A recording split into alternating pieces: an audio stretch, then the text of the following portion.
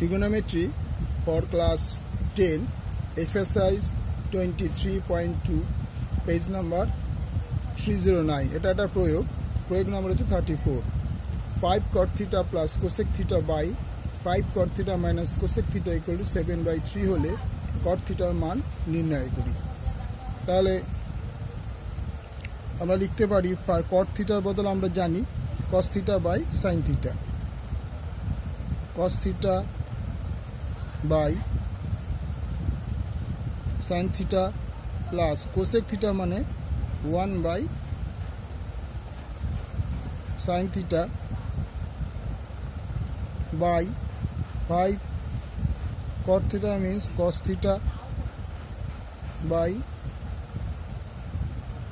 sin theta minus 1 by sin theta equal to 7/3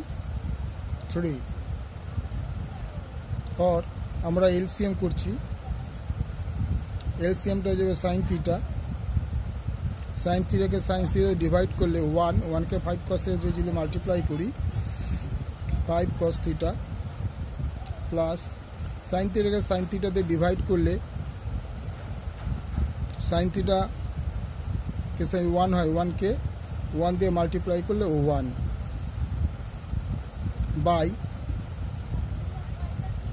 এখানেও sin theta আর cos theta LCM হচ্ছে sin theta, তাই sin theta কে sin theta ভাগ করলে 1 কে 5 cos theta minus sin theta sin theta ভাগ divide করলে 1 কে 1 দিয়ে multiply করলে 1 equal to 7/3 বা তাহলে 5 cos theta প্লাস 1 বাই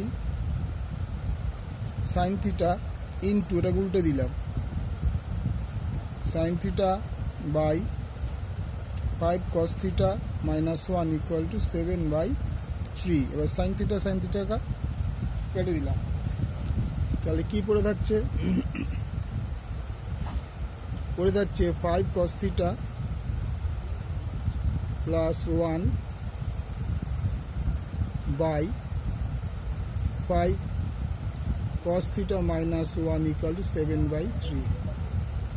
তাহলে আমরা মাল্টিপ্লাই যদি করে দিই, ক্রস মাল্টিপ্লিকেশন ক্রস করলে 7 5 cos theta minus 1 equal to 3 into 5 cos theta plus 1 বা 7 দিয়ে মাল্টিপ্লাই করলে 35 theta minus 7 equal to 15 হলো লাইনটা, বা 35 cos theta minus 7 equal to 15 cos theta plus 3। তাই cos theta কে আমরা একদিকে নিয়ে আসি, 35 cos theta minus 15 cos theta 3 plus 10 বা এই দুটো যদি সাবট্রাক্ট করি মানে বিয়োগ করি তাহলে হবে 20 cos theta equal to 10 বা cos theta equal to